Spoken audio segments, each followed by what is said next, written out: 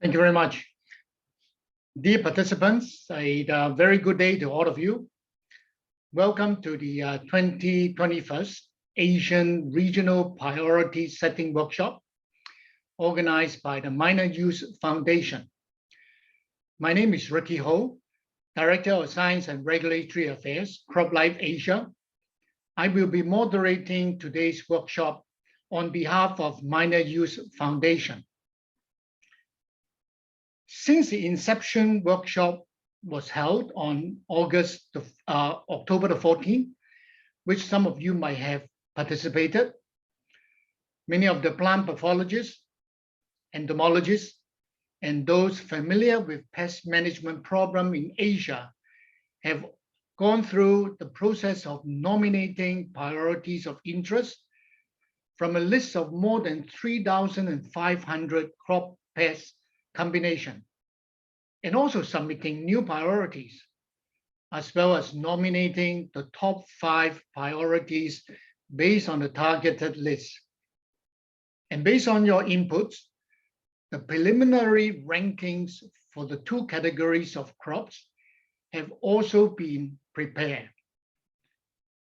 Over the past weeks, potential solutions that can effectively control the pests on the nominated priorities have also been provided by potential registrants prior to today's workshop.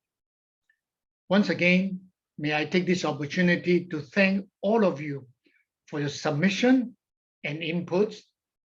Without those, we cannot be where we are today. The objective of today's meeting is that together with the preliminary rankings for the categories of fruits and nuts as a group, and also for the category of agronomic vegetables and herbs as another group, as well as the associated proposed solutions, we will use all this information provided in our discussions, aiming to develop a list of top pest management priorities for Asia. Please allow me to briefly run through today's agenda. So the workshop will be divided into 2 parts. First part will be introduction and process, and second part will be the review of priorities. Dr. Dirk Drost, Chairman of Minor Use Foundation, will first deliver the opening address, and it will be followed by Madam Yang Yongzhen from JMPR Secretariat FAO, who will be giving her welcoming remarks. And thereafter, Dr. Michael Braverman from IR4 Project will provide us with an overview of the priorities from the Global Minor Use Priority Setting Workshop and the progress today, and as well as the phases, the guidelines, and process for this ASEAN Regional Priority Workshop. And for the remaining part of the 2 hours, we will together deep dive into an open discussion on the prioritization of fruits and nuts crops, as well as the prioritization of agronomic vegetables and herbs crops. So may I now invite Dr. Dirk Drost, Chairman of Minor Use Foundation, to deliver the opening address. Dirk, please.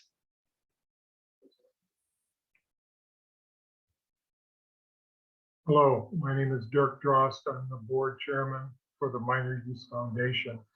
We work with governments, grower groups, specialty crop organizations, and minor use organizations to develop new technology tools to benefit growers and reduce trade barriers.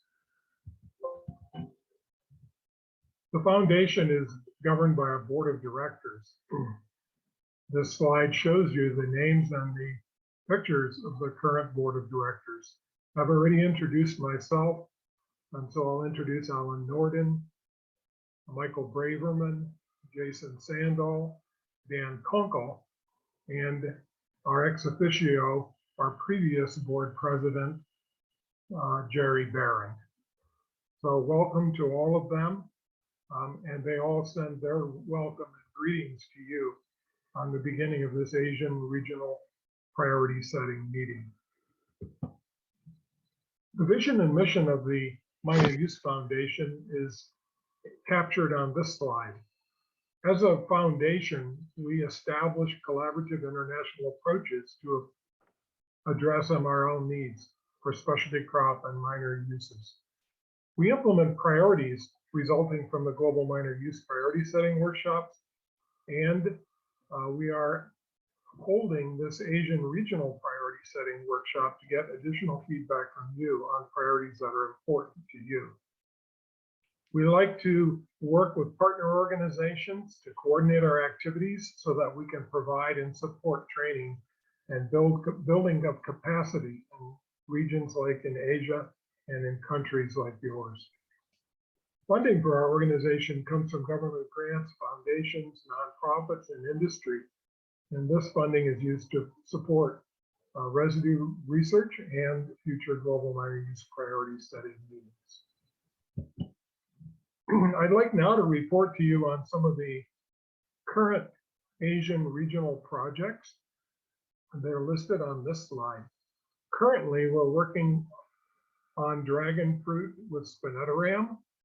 We're working on papaya with trifloxystrobin and fluopyram. And we're working on basil using picarbutrazox. In the future, we hope to continue our work with dragon fruit, but expand it to trifloxystrobin and fluopyram, to do work with lettuce and clethodim, and continue and finalize and finish the work that we're doing with picarbutrazox on basil. Now I just have a moment to share with you a current update on the foundation. We have a website, and if you're not familiar with it, we invite you to visit our website, minorUseFoundation.org. I'd like to remind you that we held the third Global Minor Use Priority Setting workshop last September. And we're thrilled that through our partners and colleagues like yourselves in Asia, we're able to conduct training and capacity building in the region. We hope to hold another Global Minor Use Summit later in 2022 or early in 2023. And of course, today, we're pleased to support the Asian Regional Priority Setting Workshop, which you are participating in. We're really thrilled that you have chosen to participate by submitting your nominations, by ranking the nominations and voting on them, and by participating actively in the discussions and deliberations that you're having today. I'd also like to acknowledge the support provided by the STDF, IR4, FAO, and USDA FAS in the initial setup and creation of the Minor Use Foundation. I'd like to thank APARI and the work teams in your countries that have carried out pesticide research studies with great precision and care. Thank you very much for your attention to detail and for your excellent work. We are honored to host this workshop, and it provides a critical link between countries, researchers, and the Minor Use Foundation, and allows us to understand what your needs are, so that as we address MRL harmonization and getting new codex MRLs for new technology, we're assured that we have not only the support of you and the countries and the manufacturers, but we're also working on things that are important to you on a day-by-day basis. And finally, we appreciate the financial support of the UN FAO, the USDA, FAS, and we acknowledge and appreciate the participation of CropLife Asia in this workshop today. Here's my contact information in case you'd like to reach out and talk with me or correspond with me. My name is Dirk Drost. As I mentioned, I'm the board chairman for the Minor Use Foundation. My email is dirk.drost@minorUseFoundation.org. A couple of telephone numbers that you can use if you want to try to reach me directly are listed there. And of course, the website URL for our Minor Use Foundation website. Thank you so much for participating in and welcome to your workshop today. Thank you very much. Thank you very much, Doug, for introducing Minor Use Foundation to all of us.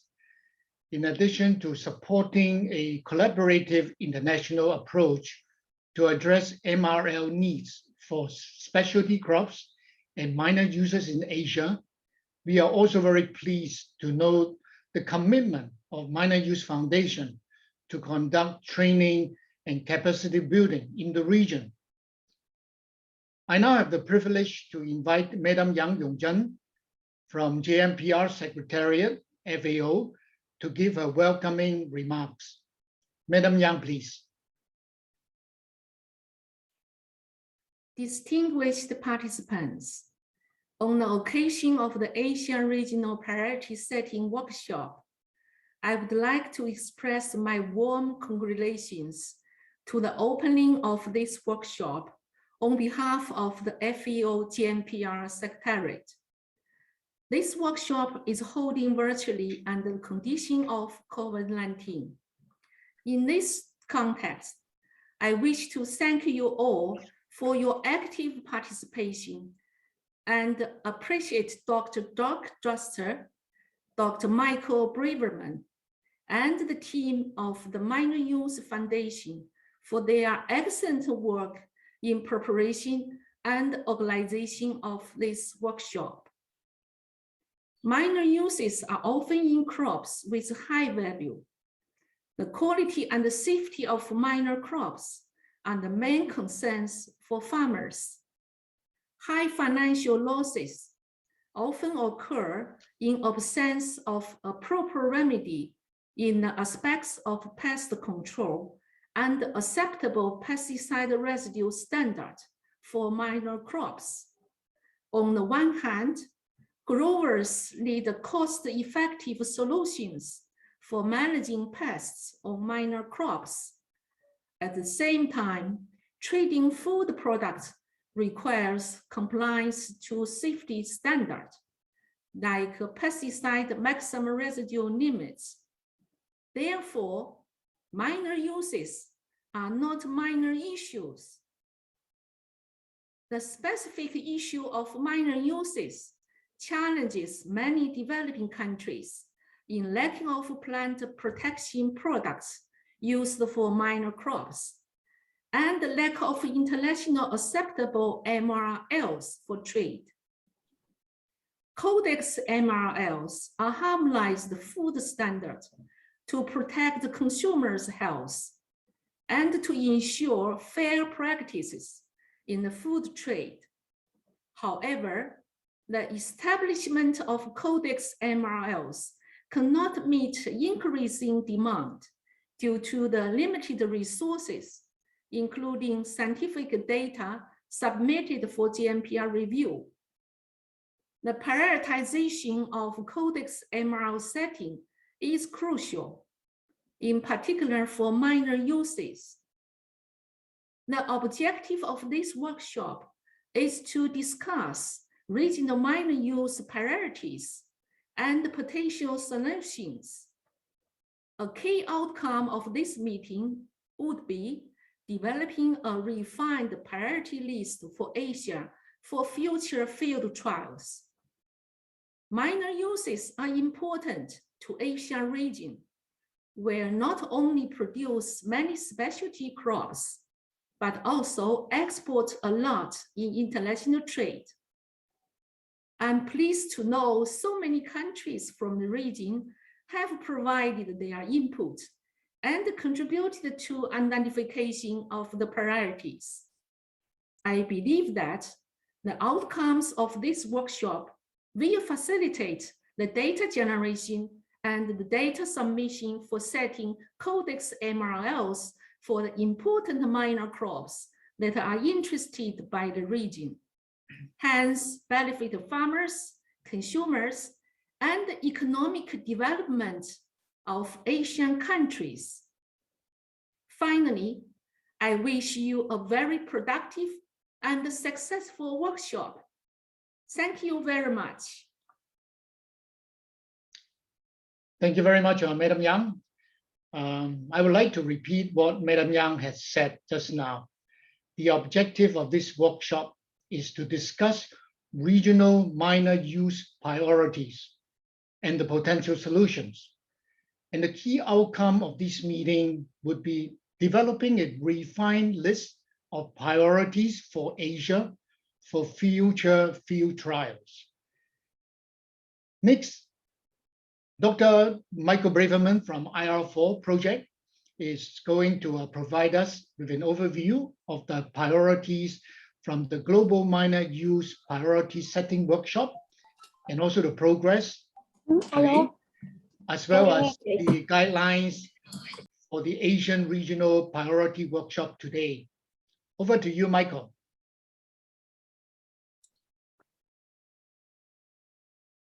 Hi, I'm Michael Braverman with the IR4 project. Today, I'm talking on behalf of the Minor Use Foundation in our Asian Priority Setting Workshop. First, I'd like to talk about our Global Minor Use Priority Setting Workshop and the progress that we've had to date.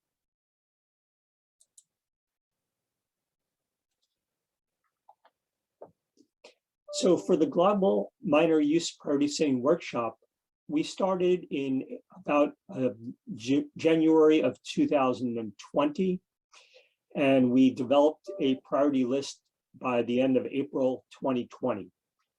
We subsequently voted and ranked that list in July. We conducted a merit analysis, including looking at what possible solutions there were and whether companies were willing to support those solutions. And then we finally concluded that with a workshop in September 2020. In general, most of the input and the projects were based on the needs of North America for greenhouse projects, Europe for temperate crops, and Latin America for tropical crops. Unfortunately, we had very little input from Asia. And so we thought, how can we overcome this particular issue? And we went forward with the Global Minor Use Priority Setting Workshop with this in mind. So out of the global workshop, as I mentioned, we had three main categories being greenhouse crops, temperate crops, and tropical crops. On the greenhouse and temperate crops, in general, we did not find any solutions identified to manage those particular pests on those crops. So those projects have not moved forward. On the ornamentals priorities, we didn't really need a Codex MRL. And then the only project that we foresee moving forward right now under temperate crops is downy mildew on on green onions. And this, we will be using existing data from mefenoxam based on data from Australia and Canada. So the only group of projects that have actually moved forward have been the tropical projects, including Phytophthora on avocado, Anthracnose on mango, and Phytophthora on pineapple. And we identified various solutions related to these crop pest priorities. So for those particular three crop pest priorities, right now the protocols are under development. Subsequently, some additional priorities were identified, including the management of thrips on banana, fruit fly on pineapple, berry borer on coffee, a number of sucking insects on passion fruit, whitefly and thrips on okra. So for the thrips project on banana, we identified spinettaram, and that protocol is under development, and we foresee having trials in Latin America. Similar status with Latin America doing projects on fruit fly in pineapple, and that has already been initiated. We've also already initiated a project involving berry borer on coffee in Africa and sulfoxaflor on passion fruit in both Africa and Latin America. The okra project is still under development. Well, that was for the projects that came out of the Global Minor Use Priority Setting Workshop. But today, here we are on the Asian Regional Priority Setting Workshop. So I'd like to talk about the different phases, which are essentially the timelines, the guidelines, and the process, so that we can achieve our goal today, which is to identify the top priorities and relative solutions. So as far as the phases of this project, on October 14th, we held an inception workshop, and a number of you participated in that virtual workshop. Then subsequently on the 3rd of November, that was the deadline for nominating priorities. And we sent out that list of priorities on the 8th and requested participants to vote on their top 5 priorities. On November 23rd, we sent a preliminary ranking of the results out to all the participants. And we decided to extend the deadline for voting until November 26th. And that brings us to where we are today, December 2nd, which is the Asian Regional Priority Setting Workshop. So the process of the voting is as follows. So after we received the votes, as we were requested from ranking them from 1 to 5, we assigned points to the different priorities. So priority 1 was the highest priority. We assigned 5 points, priority 2, 4 points, and then all the way down to priority 5, which was 1 point. We took those priority points based on your votes, and then we multiplied that number by the number of countries voting for that particular priority. And then from that, we developed the total number of points for that particular crop pest combination. The priorities were then divided into 2 groups, fruit and nut crops, and then also agronomic, vegetable, and herb crops. And the priorities were ranked based on the total number of points. Again, the total number of points were the combination of the priority points on your votes times the number of countries voting for that priority. So as far as the guidelines, first of all, beyond anything else, the most important thing is the relative importance of the pest crop combination. Well, that has already been decided through voting, although that doesn't mean that that can't change, because just because we have a pest crop combination and that's voted as a priority, we have to have a solution in order to have a project. So if we have a priority that does not have any solution, for right now, we're going to put those projects on hold. If a solution is found, we'll determine what is the relative importance of that solution. Such factors as, is the solution effective on the target pest? Are they active ingredients that need a Codex MRL? We're not interested in solutions that already have a Codex MRL on the target crop, because then we wouldn't be adding a new solution. We also don't want to include proposed solutions which are already a company objective. In other words, if a company already plans to do that project, we don't need to take that on and make that investment. In that particular light, although there are several priorities for rice, we assume all rice projects are a company priority. And then finally, we're going to consider how many countries will the company support? And when I say support, support means that they will supply a GLP field and analytical substance. They'll support a registration and issue a label. So the countries we're considering are all the ASEAN countries, and then in addition, some of the South Asian countries.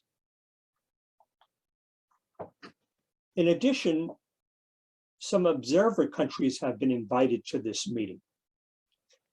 This includes Australia, New Zealand, South Korea, and Japan. So what is their role? Well, we'd like you to inform us if you have some of the actives registered in your country for this priority. Do you know of any solutions? Do you have some existing residue data that's been generated in your country? Or is there some existing efficacy data? If you're a potential importer of the crop from one of these developing countries in ASEAN or South Asia, would the solution cause any issues? So these are a number of factors that you can help us in the decision-making process. So what's next? Well, we're going to find what the highest ranked crop priority is with the solution and with company support. We're going to determine and ask, will this result in a new Codex MRL? If that's the case, we'll develop a gap, in other words, a use pattern, with the crop solution based on company guidance. We'll determine trials needed for JMPR and where the trials can be conducted. We'll develop a protocol and initiate trials. A registration and a label will have to be issued that match the residue trial gap. We'll collect all the residue trial data that's been generated, and we will be funding those trials, and we will submit them to JMPR to obtain a new Codex MRL. We will then encourage ASEAN to adopt that Codex MRL so there is harmonized trade within the ASEAN region. And we hope that that will be extended to South Asia as well. So we will begin with Ricky Ho, starting us off with the determination of the rankings and the impact of the viability of solutions on the ranking of these priorities. And this will begin with the group of crops, including fruit and nut crops. We will have 45 minutes for the first section. And so I will be asking Ricky to begin. I thank you for your attention, and we love your active participation in today's workshop. Again, thank you.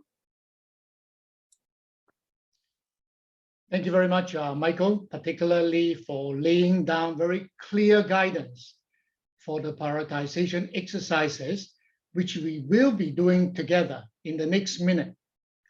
But before we proceed, may I just pause here for a while to see if there are any questions so far? If you do, kindly type the letter Q in the chat box, and I will invite you to speak. Very well. So obviously that Michael has made the guidelines very clear to all of us. So let's begin the first prioritization exercise on the category of fruits and nut crops. May I also introduce Ms. Shannon McNamara, who will be navigating the worksheet display on the screen while we discuss and work together. Thanks a lot, Shannon. I just want to ensure that we can now see the screen in front of you. Right. All right. So this is indeed a very big list. Huh? And then, so let's scroll down to see how many crop and pest combination that we have to deal with. Wow, it's an amazing list. So I really want to congratulate particularly the country nominees coming up with many of these combinations for us to look at. Due to the fact that we only have 45 minutes, please allow me to guide you through systematically, step by step. So one of the most important things is we need to have solutions to start off with. If there is no solution, there is nothing to prioritize. So let's focus on column K, which is where the proposed solution are. So if we go down to the list, we can see citrus greening for orange. We all know this has always been a very difficult disease since many years. So I'm not very surprised that there is no proposed solution. And then let's move down the list. Okay, where else? Okay, we go down. Okay, then we have another virus disease for papaya. I think papaya ring spot, the virus disease is already in existence for decades. We still have difficulties. So again, I'm not surprised that there is no solution proposed. Let's move down the list. Any others? So I think probably that's about it. So in order to make this table to be a little bit more easier for us to visualize, may I propose that let's filter out those crop and pest combination that's without solution. Okay, take out the blank. All right. Okay, so now we will need to deal with everything that there is a solution. And the next most important question is, do we have a Codex MRL? If there is a Codex MRL, again, there is no need for us to discuss because it's already existing. The solution is already there and there is no trade implication. And I would therefore suggest that for column L, existing Codex MRL, we only focus on those situations that we don't have a Codex MRL. So no and yes is still relevant because it may be applying to mixture product. One component may not have a codex, but the other component have the codex. So we are all inclusive of no and yes. All right. And then the next thing is probably you realize in the column of K, proposed solution, there are some solution with the asterisk on the side. What does that mean? These are the solutions that the registrant still evaluating them. They have not yet made the decision whether they really want to commit to support in this exercise. However, we do not want to lose any proposal coming from registrant. Who knows? Maybe in the next stage, when the proposed solution turns out to be not viable, at least we do not need to reinvent the wheel, but to be able to have backup. So we still want to keep this over there. But having said that, for today's discussion, we will not evaluate them. So again, in order to make the table a little bit easier for us to do the evaluation, I will propose for column K, we may want to filter out those with the asterisk, but I think we can still keep them there. Yeah, I think that is perfectly okay. And so then you remember one of the criteria that Michael has mentioned is that if the compound or the solution has already an existing registration in the country, it will make life a lot easier, isn't that right? Because the registrant need not to spend additional investment to go through the entire process. It's not only about financial investment, it's also talking about the time. the time it takes for a compound to be registered in some country can range from easily 2 years, 3 years, and 4 years. Relatively to a compound that is already registered, that need not to go through this longer process, probably is less viable as compared to those that is already registered. So I would suggest, in due to the fact that the table is very big, we first tackle those with the registration first. Then we come back to the remaining. So at least we have a smaller list to look at. Yeah. So may I therefore propose for M, we will go into, filter out the blanks and the no. We focus the yes first. Right. I think now the table is more legible. We can see very well. If you look at the left-hand column, based on the voting that has been done by many of you, mango fruit flies obviously is top of the list. All right. Then we will need to discuss now, focus on the proposed solution. There are 2 countries involved. There are 2 solutions, okay, Bangladesh and Indonesia. And then there are 2 solutions. And then the 2 solutions are already registered. This is very good news. Already registered in Bangladesh and already registered in Indonesia. All right. And if I'm not wrong, both of these solutions are proposed by Bayer Crop Science. So I would like to request our colleagues from Bayer Crop Science to give some comment. Between the 2 of them, how would you like to prioritize your solution?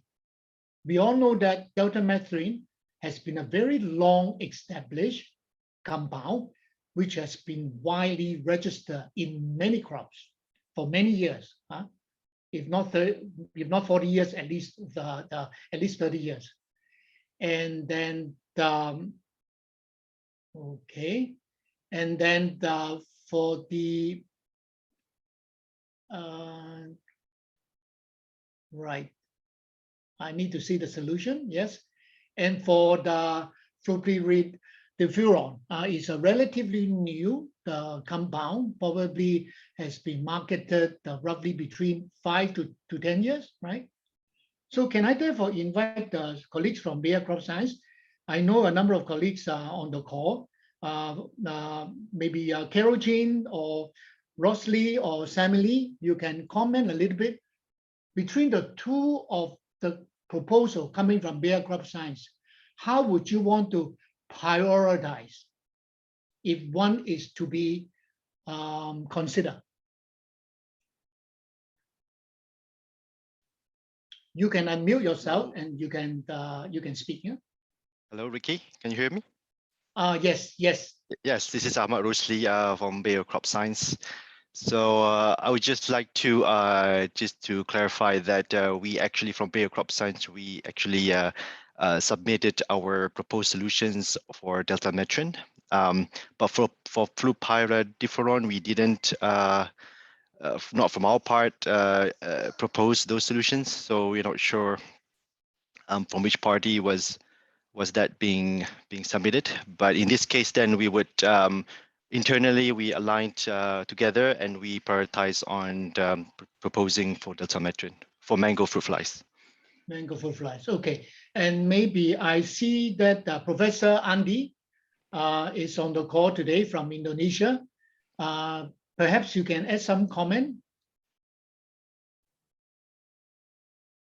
Yeah, thank you very much, Dr. Ho. I think I agree that deltamethrin will be the first priority because I think one of the main reasons is that this insecticide has been used for quite a long time, and I think still farmer, especially for mango farmers, still use this chemical a lot.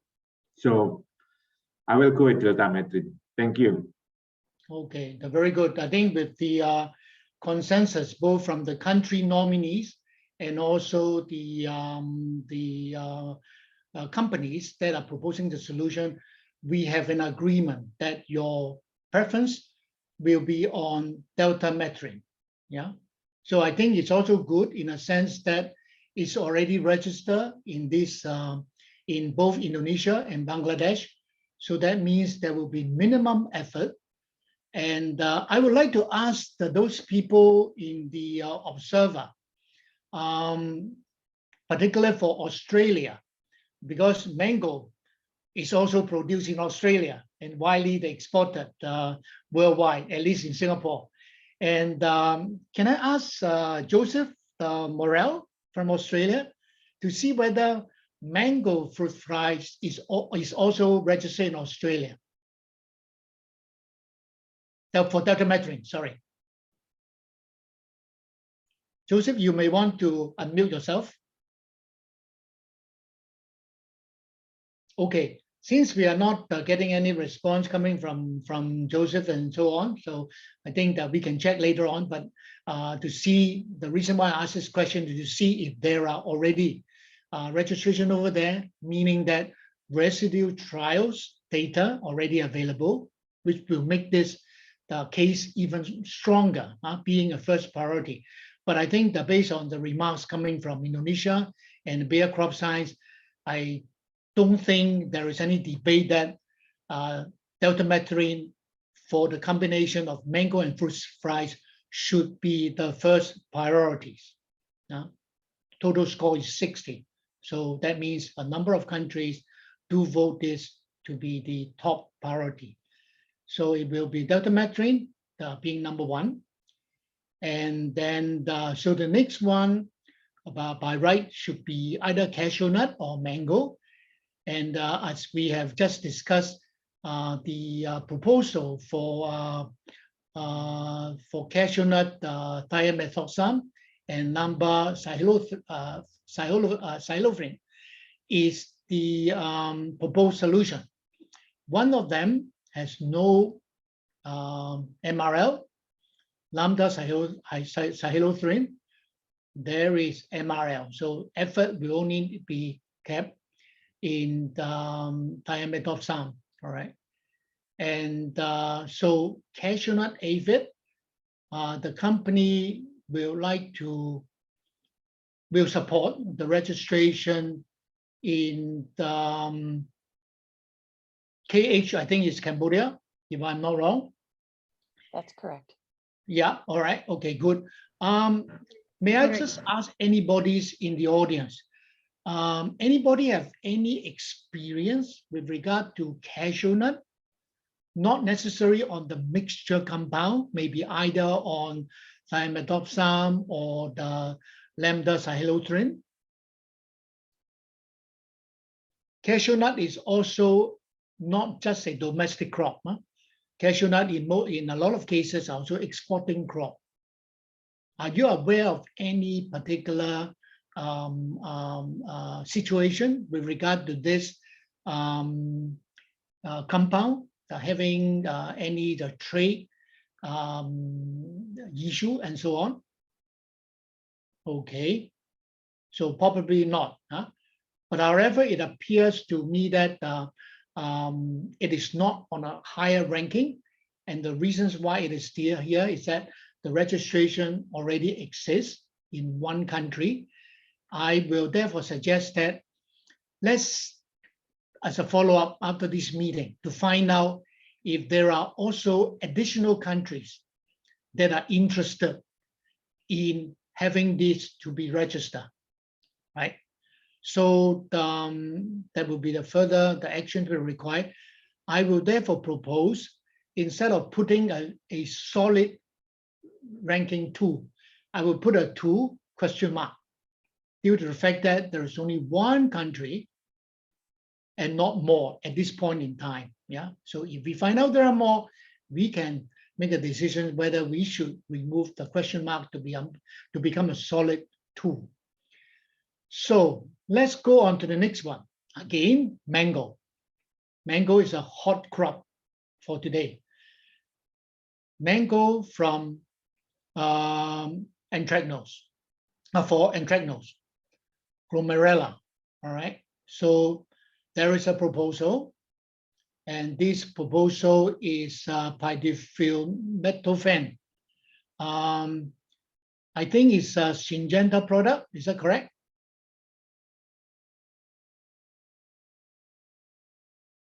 I believe that's correct. Yes, that's correct. Thank you. Yeah, it's a Syngenta product. And then I would like to propose we also look at the following line 43. It's also mango anthracnose. However, the fungus is different, Colectrocticum, okay? But from the registration point of view, registering mango for anthracnose, there is a bit of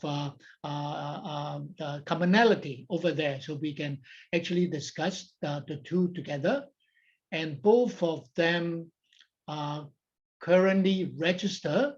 It appears to me that it is registered in Vietnam because that's what the company has committed to say Vietnam. I'm aware of the fact that Mr. Nguyen Thi Tu Nha from Vietnam is on the call. Would you like to mention a little bit about the mango anthracnose situation in your country, if you have any experience?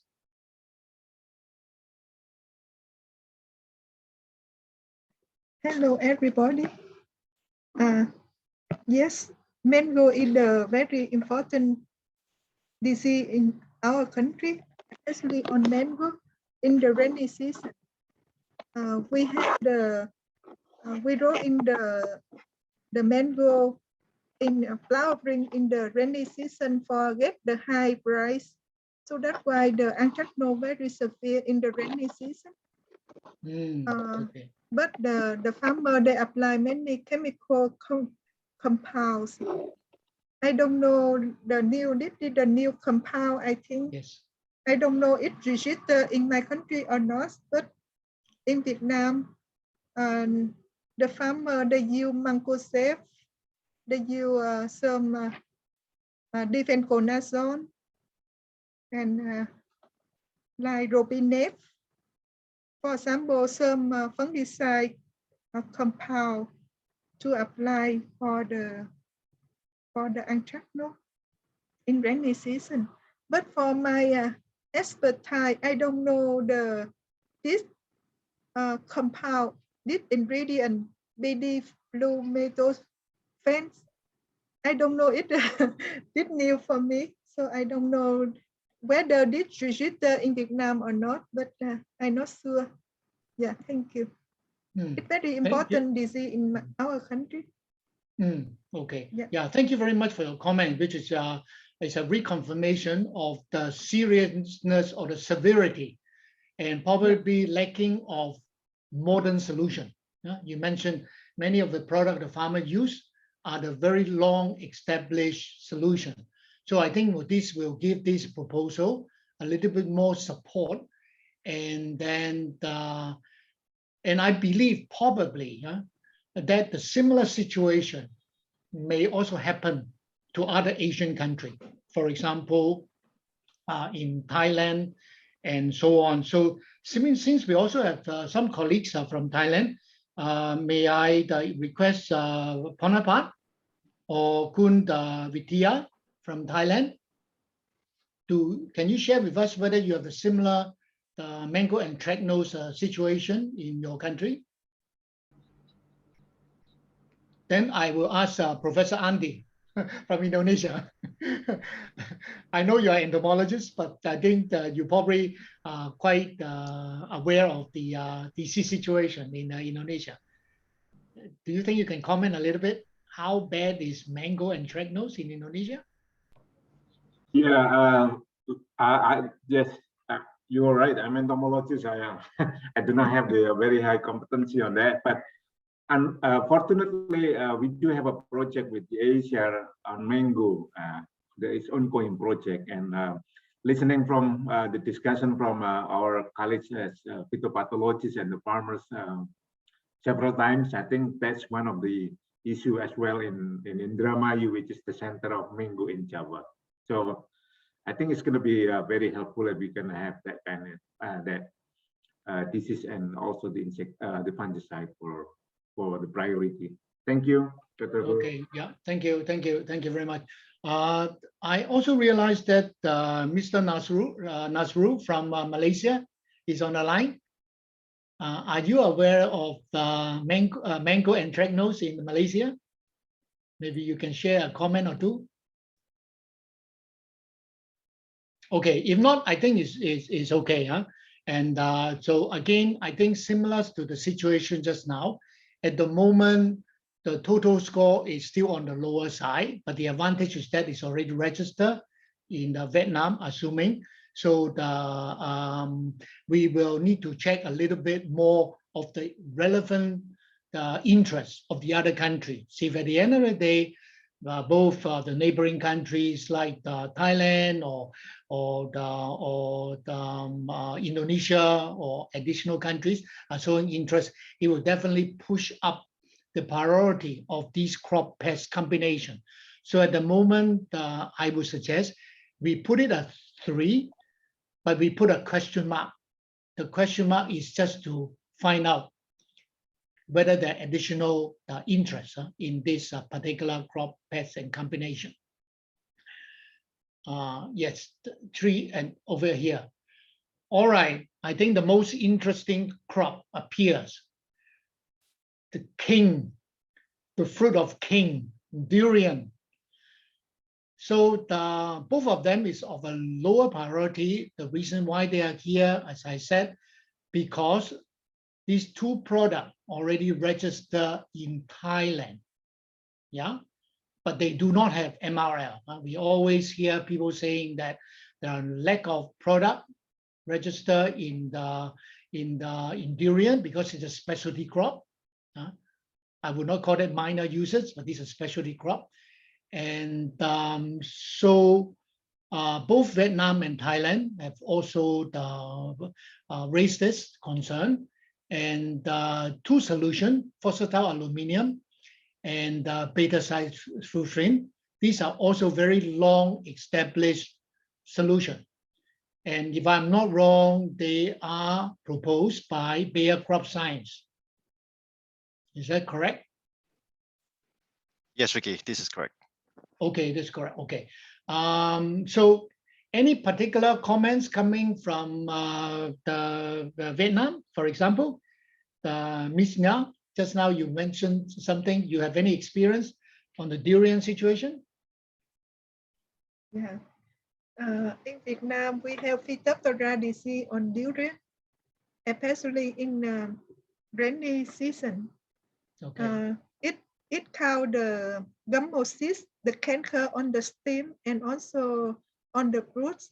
After we harvest the fruit, then the post harvest on durian is very severe in the rainy season.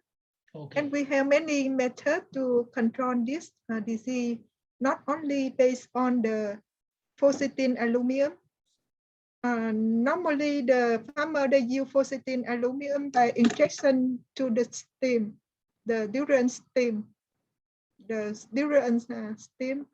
but they also use the knife to see how the symptom is pressed on the stem. Then they use the mancozeb or the metalaxine. Adding, not spraying on the plant. They just use the painting on the plant where the symptom rests. So I think it's work for the Phytophthora on durian. Yeah, okay. and the jackfruit the same. Jackfruit, Phytophthora jackfruit is the same in Vietnam. Yeah. Okay. All right. Okay. So I think thank you very much for your feedback. So it means that there is already some experience for this solution in durian, either apply through trunk injection or painting on the infected area. And so there's one question I would like to ask Bayer Crop Science. Maybe Ahmad Rosli can help us. Bayer Crop Science is committed to support in Thailand. What about Vietnam? Is it already registered in Vietnam?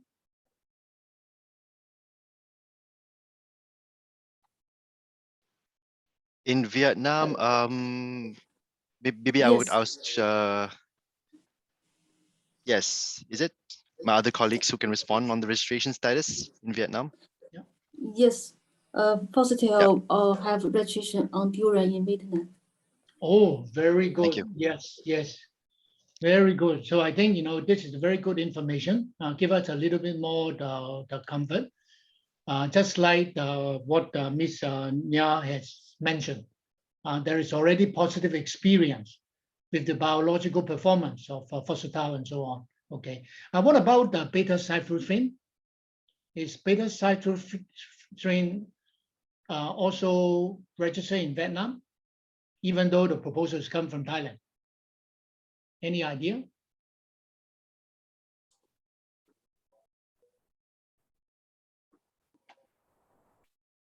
We did have a comment yesterday that it is a very well-established compound used for management of the seed borer. Oh, okay, that's good. All right, okay, well established.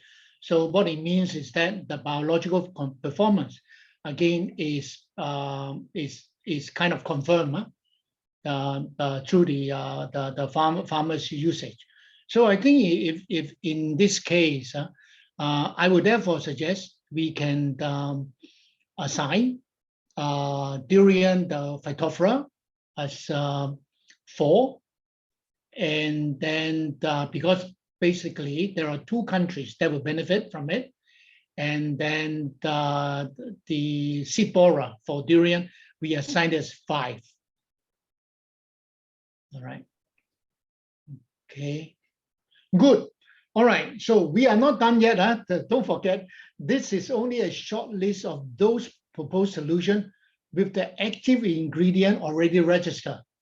So now let's continue with those proposed solutions that the active ingredient not yet registered. So we pull out the list, we look at no and the blank. We remove yes. Okay, okay, Yeah, then the list will be shorter. yes. Afterwards, thank we you. can combine. Yeah. Okay, All right. Again, back to mango. You must ask the reason. I thought we have already discussed mango fruit flies. Yes, we did. But the reason why the solution appears again is because the proposed solution, in this case, spinosad, not yet registered in Indonesia, Cambodia, Pakistan, and Vietnam. Yeah. And I think we already have a discussion that the mango fruit flies is a top priority. As you can see, total score 0, number 1. So proposed solution is only one, spinosad. Okay, and then the spinosad, if I'm not wrong, the proposer is Bayer Crop Science. Is that correct? No, it's Corteva. Oh, Corteva. Sorry, because we have been talking about Bayer Crop Science too much.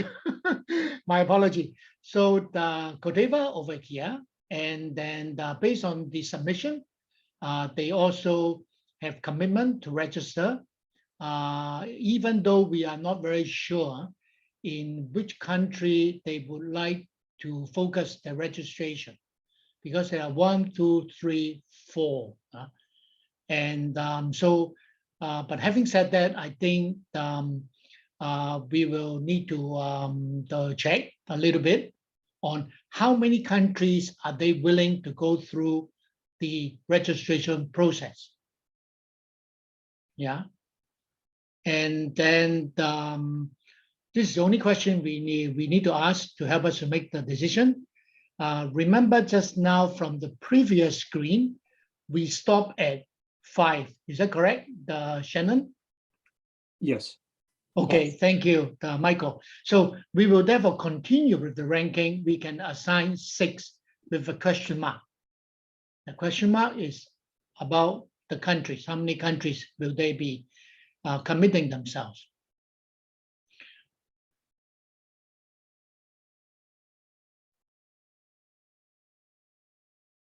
Okay, we go to another favorite, the fruits. Banana. Banana is not only for Asia. Banana is worldwide grown in Latin America, in Central America, and of course Asia, and so on and so forth. So the question that I would like to ask is, just now Michael talking about the fact that there are some crops that we consider to be a company objectives.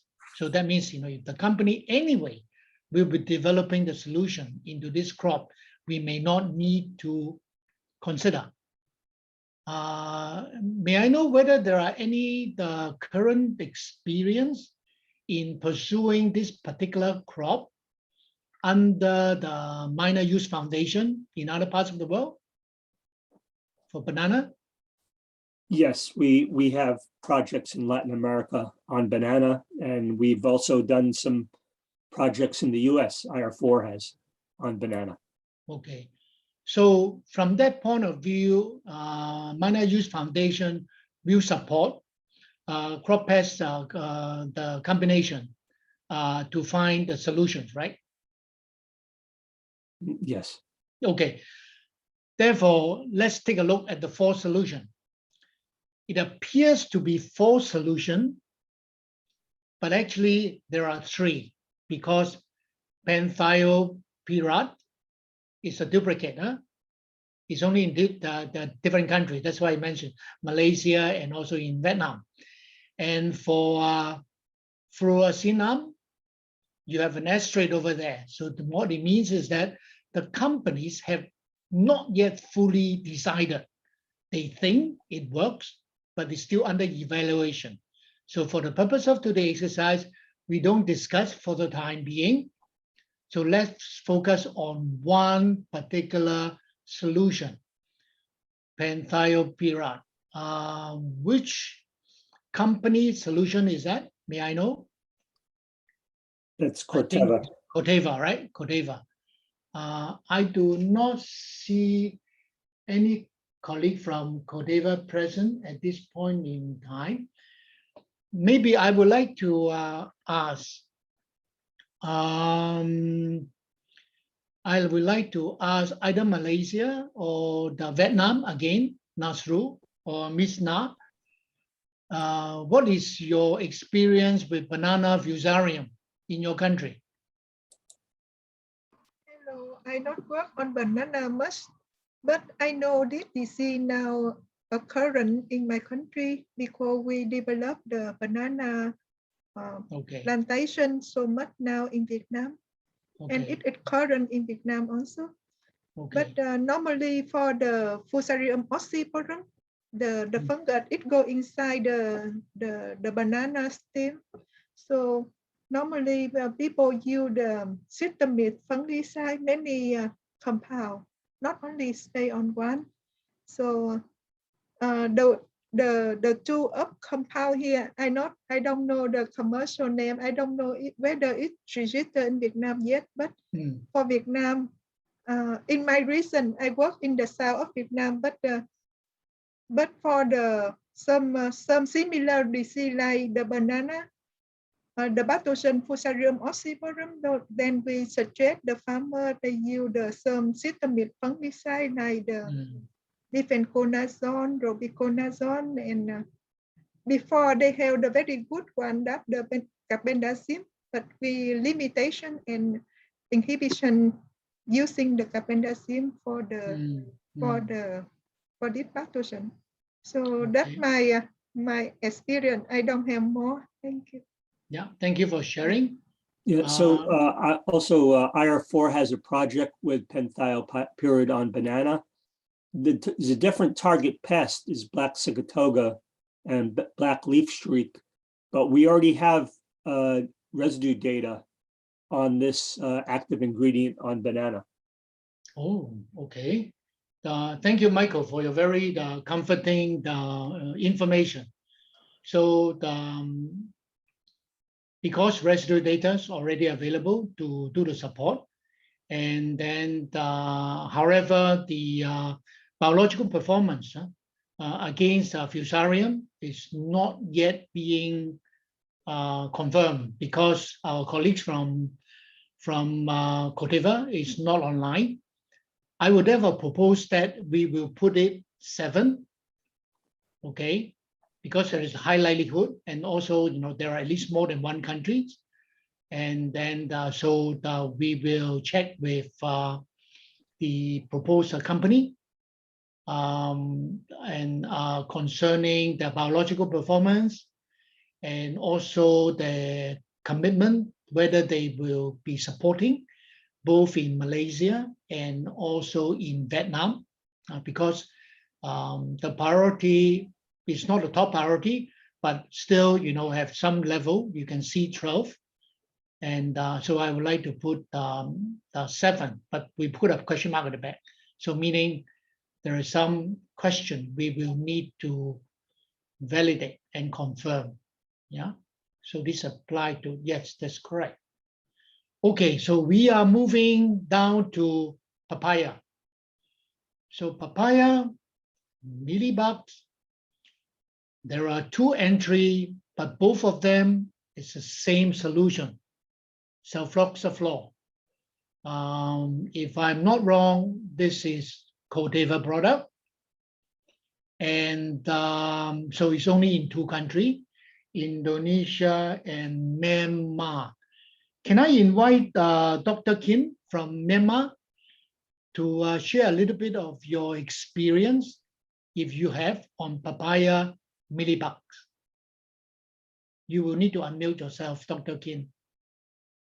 Okay, so since there is no comment, can I ask the rest of the world, particularly the Australia? I'm not sure whether the Joseph is still online, because papaya also grown in the Australia. Whether sulfoxaflor is registered in Australia and any experience. It may not necessarily in mealybugs. It can be on other bugs. But if it is registered in Australia, what it means is that residue data potentially are in existence. So that will again bring up the priority of this solution. Okay, I do not get any response, so probably there is not at the moment. I would say we do not have clear enough information for us to confirm the viability of this project. But having said that, it is still being voted in by the countries, being an important issue. Oh, I need to ask Professor Andy, papaya mealybugs, what is your experience? Well, I think this insect has been serious insect pest on papaya in Indonesia. I think it was the first time noticed as a pest that coming to the country sometime in 2008. It was the first time localized in West Java, but only after a few years from the first infestation, I think it spread all over the country. And this insect is very polyphagous insect, so it's not only on papaya, but also on other crops. But in papaya, it's very, very damaging. So sulfoxaflor, as I know that it has been used for different insect pests, but I'm not so sure if it's already registered for this mealybug, but I'm sure it registered for plant hopper. Okay, okay. Yeah, okay. Thank you. Yeah, thank you very much for your comment. So, I mean, with your comment, I would like to propose that, actually I missed out one. I will come back to mango again. I would like to pause over here first. Ultimately, we will want to give it a ranking, and then we will want to put a question mark over there. And then we will check with the companies with regard to the countries that they are willing to register, and then and also check a little bit on the biological performance, as commented by the, Professor Andy, that it works for other pests, Not sure the millibugs and so on. So I think we will need to check on that. So we will keep a ranking afterwards. My apologies that I have missed another mango, which is the mango thrips. Huh? All right. So mango thrips, there is a proposal, spidoxamate mixture. If I'm not wrong, this is a very, very new solution. And we like new solution, right? For obvious reason, yeah? And I think this mixture is proposed by Bayer Crop Science, right? And so can I get somebody from Bayer Crop Science to share a little bit, what is the registration, the steps or journey in Thailand or in some of the ASEAN country? Because you have put down Thailand over there. Is it still under registration or what? Okay, I'll do this. Hello, Ricky. Willing here. Yep. So we will be going for spidoxamate mixture registration on mango in Thailand. It's on our plan, and we're looking at somewhere timeline where the launch would be somewhere in 2030, end of this decade. So it'll be some time. Can I understand why it's 2030? Yeah? Yeah, well, the formulation is still we are still doing the formulation. Okay. And yes, so and then the registration in Thailand is also a bit tricky at times. So right. Yeah, so we foresee that it will only come in 2030. Okay. Any idea what is the global registration timeline? For example, whether the compound is also filing for registration in US, in EU, Australia, or Japan? Do you know? Oh yeah. So we will be going for registration in US, yes. But maybe nearer to APAC, we will be going for our registration in New Zealand. But of course, not in mango. The only mango crops that we have, the country being involved is only Philippines and Thailand. But for spidoxamate, it will be in New Zealand, but only on the New Zealand crops, yeah. Okay, all right, okay. So thank you very much, Wheeling, because this information is very important. If we look at the timeline, one is much longer than probably the project, 2021 and so on. And but I think we really want to keep this as one of the good proposal, and then we want to keep on the list, but then that we will not be giving a ranking. Michael, do you have any comment along this line? Is this the right thing to do? Yes, I would agree with your approach. Okay, good. So we will keep it, but we will not rank it. All right. Then we will come back to millibugs. So just now I have forgotten about the mango thrips.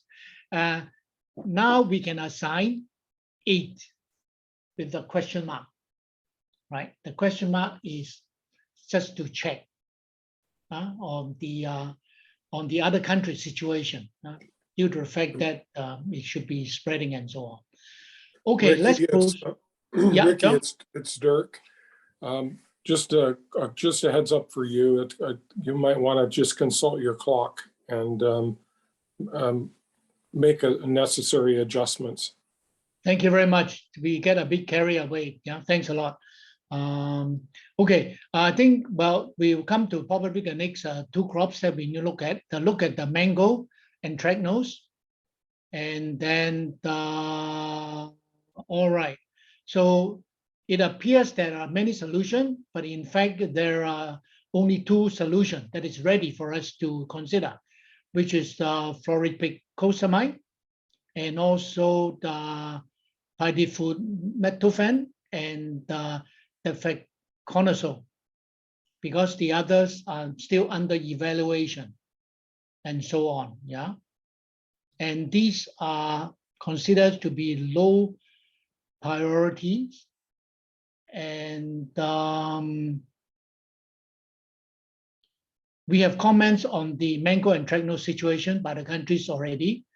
And so I will therefore, not rushing, but come to a proposal that, because the companies involved over here are not here, so we cannot discuss, okay, between the two solutions. And I would therefore propose we assign both of them 9 question mark to be checked with the proposer, okay, to understand the biological performance comparison, and also their commitment. Yeah, all right, okay. And then okay, I will therefore suggest that the last one we should look at is durian Phytophthora. We have discussed again just now. There is one proposal. I don't know which company it's coming from. Is it Corteva?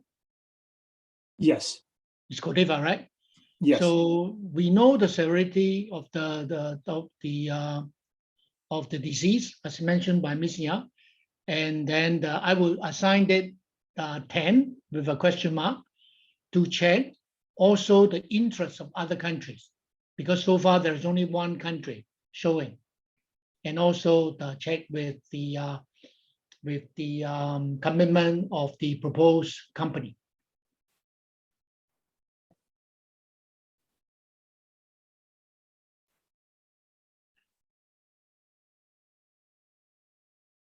Okay, great. So let's have a quick wrap up. So we will pull out everything that we have prioritized. We can go back to the column M. We pull out, including the yes. Yeah.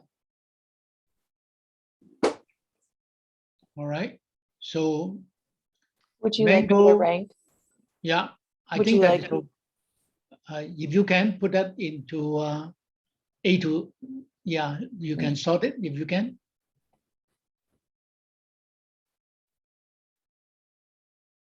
Oh. Okay, that's fine. That's fine. I think it's okay. Yeah. So you have the top priority, mango fruit flies, deltamethrin, and then the number 2 is cashew nut. Just now I have a confirmation coming from Bangladesh. Cashew nut is an exporting crop. It's an important one. So I think that it helps to keep this at number 2. And then with some question to be asked, number 3 will be mango and anthracnose, important crop, but we need to check the interests of other neighboring countries, because at the moment there is only one country involved, and then followed by the durian, mango fruit flies. There are some active, and then the mango fruit flies again. There is some check to be done to check the commitment coming from the countries, because there are many countries involved over here. And then the banana, the fusarium, we are not very sure about the biological performance, because this AI coming from Corteva is relatively new. And then followed by papaya, the mealybugs. Again, we need to check the biological profiles. Yeah. And then the anthracnose, we need to check biological, the performance and the countries, because the proposed company are not there. And 10 on top over there, which we have also discussed, because the company are not there. So we also cannot discuss any further. Okay, I just pause here for a few seconds. I hope this prioritization is clear.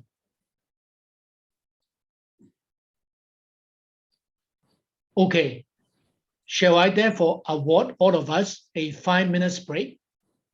So Because we're going to take a poll quick. Is everybody happy with the discussion and the results of the rankings? yes. It's just a yes or no. There's only one questions.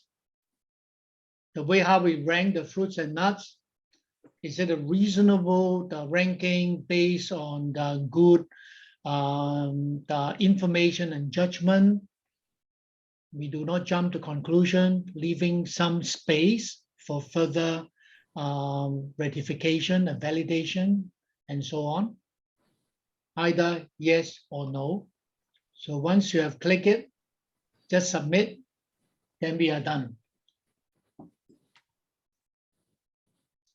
And when we have collected everybody inputs, we will share the result to see where we are with regards to satisfaction.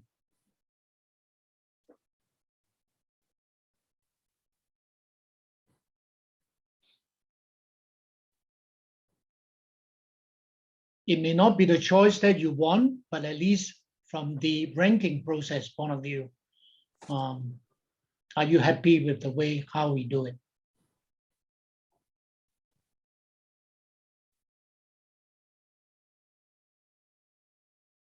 If the polls are ready, I think the event team can share the results.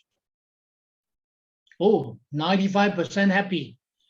So 5% is not happy. So we need to work harder to get the 5% to become yes also.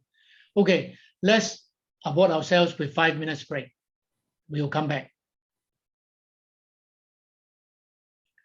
Okay. Thank you for coming back. And we will do the second exercise, which is the prioritization of agronomic vegetables and herbs groups, crops as another group. And once again, I would like to ask Shannon to put out the worksheet. Firstly, I would not want to rush the discussion because I think it's meaningful that we have this exchange. And two is that from the first exercise, we will have learned how to navigate. So our discussion will probably be more efficient as previously. And once again, I do encourage that if you can speak up, by all means. If you do not speak up, you can still put in the chat. I will try my very best to look at your chat and try to incorporate your comments into the notes column. Every single input help us to make informed decision. All right. Okay. Then we follow the same approach. The first thing is, let's take a look which are the one crop and pest combination without solution. So we come to rice, bacterial panicle blight. We have no solution over there. And rice, Rhizotonia solani, probably is damping off. And we have no solution. And again, we have the pepper chili virus. Again, not surprising, no solution. Going down, then we have the mite. And in pepper chili and the rice, bacterial leaf blight, also no solution. Further down, I think that's it, right? Oh, no, there is also watermelon, fusarium, and cassava, white flies, and potato, sweet potato, fusarium. There are no solution.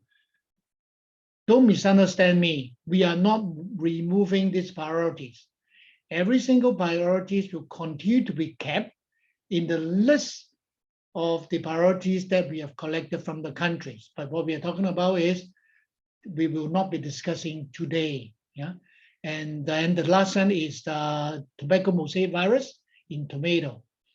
So to move to the next stage, I will propose we do a filter on the column K, just to take out the blank so that our can be yes, all right? And then the next objective is look at, see whether the solution has existing codex or not.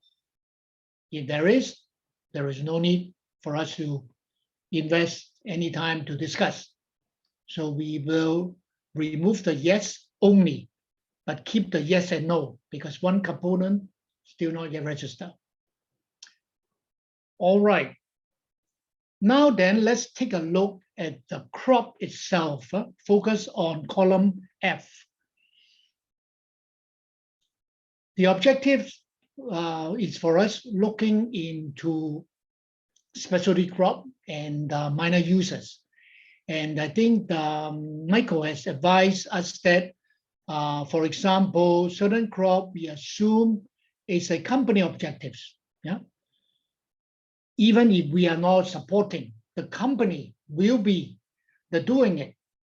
And then, but however, these are the crop pest combination that has been raised by the country, that they are important. So we are not going to remove them, because these are real feedback coming from the country.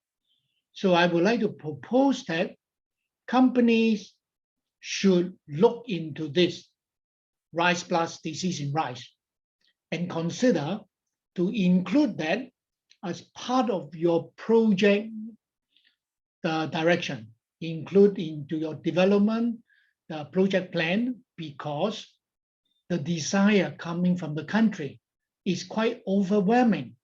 You look at Brunei, you look at Indonesia, you look at Thailand, you look at Vietnam. A lot of the very key rice growing country express their desire to have a solution required. But for the purpose of the regional the priorities for Asia, we will not be discussing rice as a crop.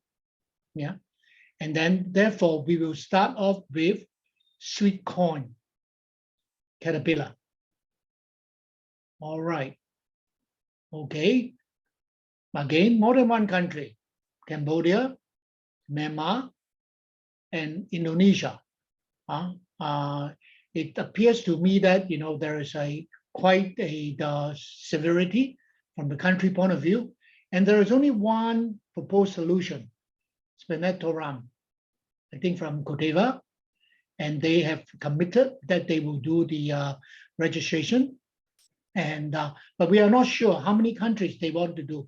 So I will therefore suggest that we will give it a 1 on this list, but keep a question mark over there to check on their commitment to do which country they are going in. But due to the fact that sweet corn is a global crop, it grows in North America, in Latin America, Central America, and Australia, New Zealand. Let me try again. See whether, let me see. Apparently Joseph is no longer here, so I cannot ask for any comment. But nevertheless, anybody knows any places whereby the sweet corn, spinetoram, is already registered and used by the grower, that we can It's add something registered in North America. in North America, right? Okay, good. So if it is registered in North America, so what it means is that potentially there are also registration, not registration, residue data. It will make this project become more viable as compared to the other. I think that is very good. So the only thing we need to check is only on the company commitment to register in Asia, which country. Other than that, I think it should be quite solid. Okay, great. Thank you very much, Michael, for that's a very comforting information. Let's go to pepper chili and anthracnose, Coleotrichum. I think it's also quite a common disease that we find in the chili pepper. So we have seen in Vietnam and also other countries. Don't know why there's no entry over there, but let's take a look at the proposal. So over here, there are 4 entry, but actually there are 3 proposals. Okay, the fluoropicosamide, I think from Corteva, and then the flupiram plus trifloxy, and trifloxy plus tebuconazole. So both of them are coming from Bayer Crop Science. And apparently, these mixtures are already registered in Laos and Thailand. Can I get some comment from Bayer Crop Science colleague?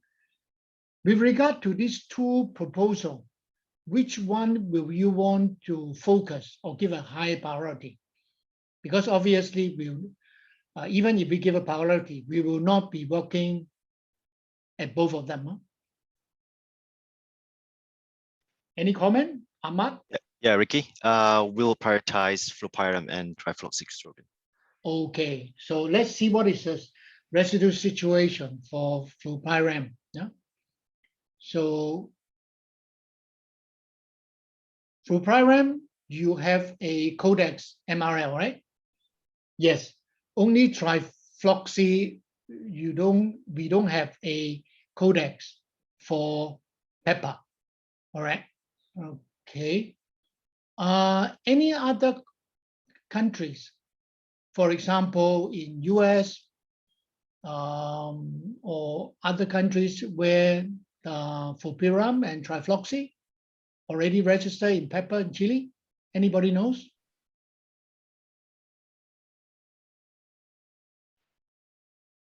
Okay. When you want to chime in?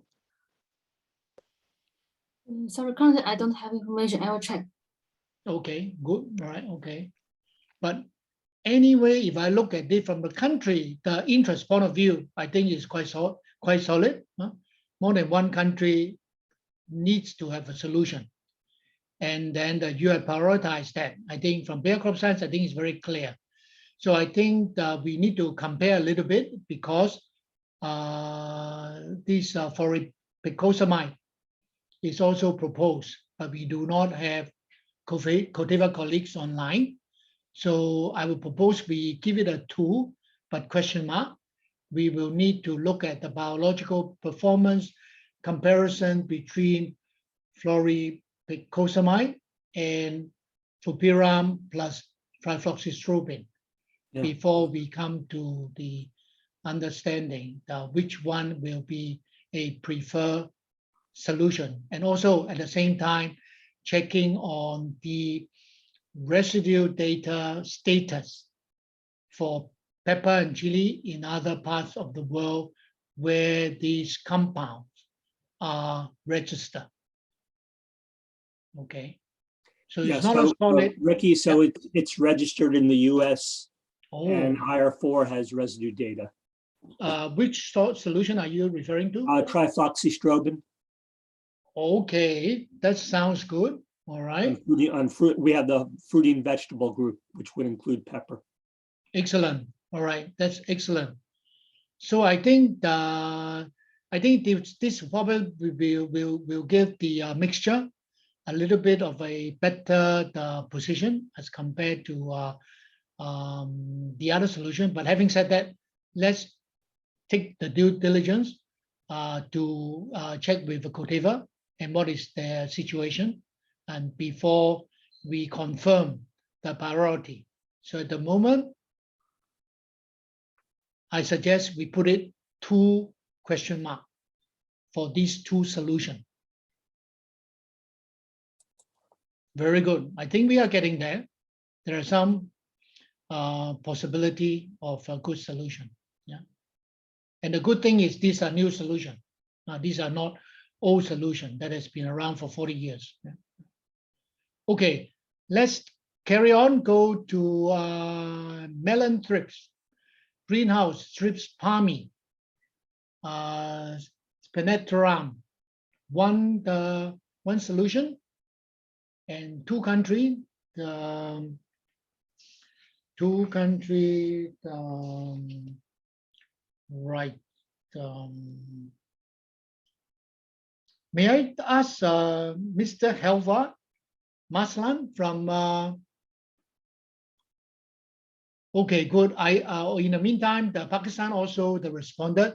Trifloxy is also registered in Pakistan, in Chile. Okay, I think that's good information. Shannon will enter into the notice board. May I know whether the Mr. Helva Maslan from Brunei is on the line? You want to make some comment with regard to thrips palmy in melon in your country?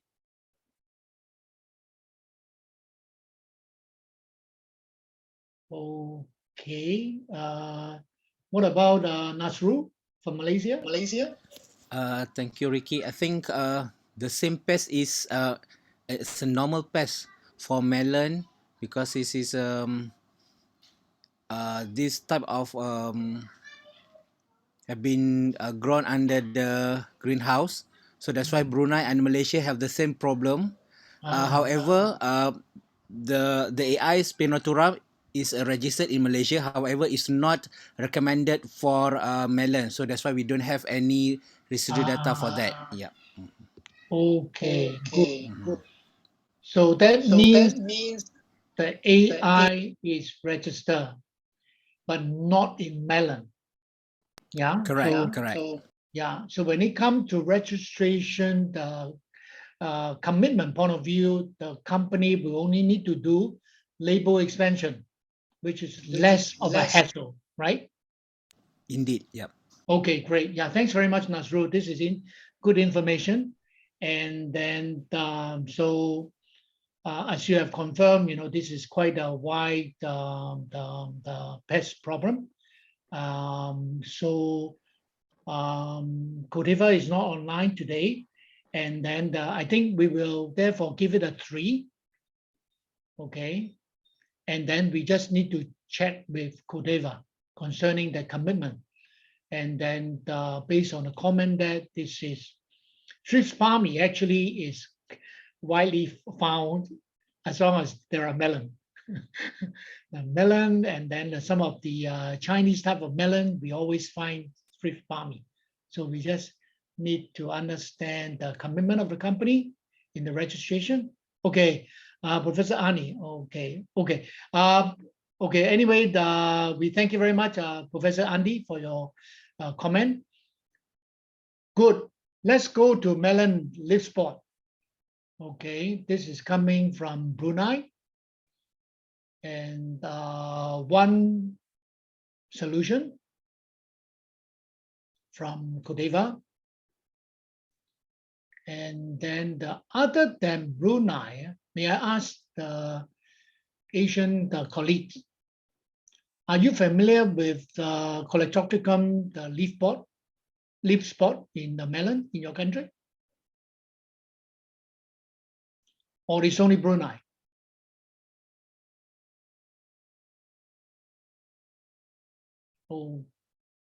Okay. So I think, let's see. Due to the fact that, it's still carrying a little bit of a priority, I will assign it as 4, but with a question mark over there. We would need to check the disease severity in other countries and also the commitment of the company to register. Okay, we do not have any solid information at this point in time. So according to the total score, we just assign the number. Yeah, I guess as a general question also, I mean, as far as greenhouse, so I've heard Malaysia and Brunei. Are there any other countries in which melon is grown in the greenhouse?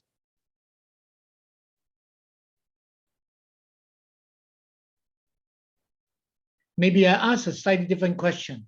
Many of the greenhouses in Asia is actually what we call protected the cultivation, meaning it's a plastic house.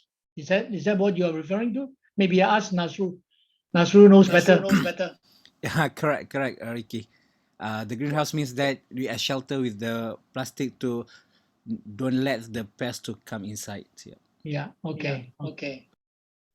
Yeah. All right.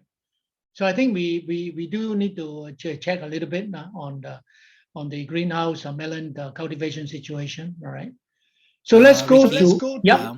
I saw a message from the chat room. There is a from Vietnam mentions that the Spinotoram registered on melon and watermelon in Vietnam by Dow AgroScience. So if that's true, perhaps they can share the information further, then we can see whether there's a residue data on that. Thank you. Okay. Okay. All right. Okay. I think that's a good, very good information. So it's from Vietnam, right? Yeah, So, from Vietnam. Vietnam melon, is it? Let me see. Let me see the chat. This my message. Yeah. I have seen now. Sorry. Spinactophorum register on melon, watermelon in Vietnam. Okay, melon. Okay, watermelon, melon. So okay. So I think the trip palmy case become like a little bit stronger. Okay, fine. We will note that down in our follow-up check with Corteva. Yeah, good. Let's go to the next crop, which is really I would say the minor use crop, basil, whitefly. The pest is quite a common pest, Pamisia.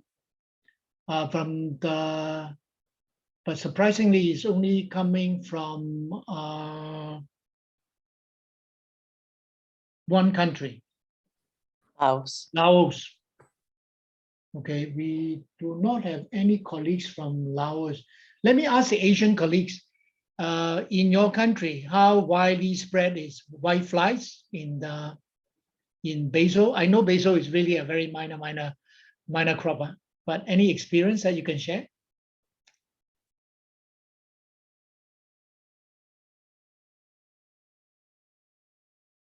Okay. Well, yes, yes, I'm Mohammad Hasanullah from Bangladesh. Yes.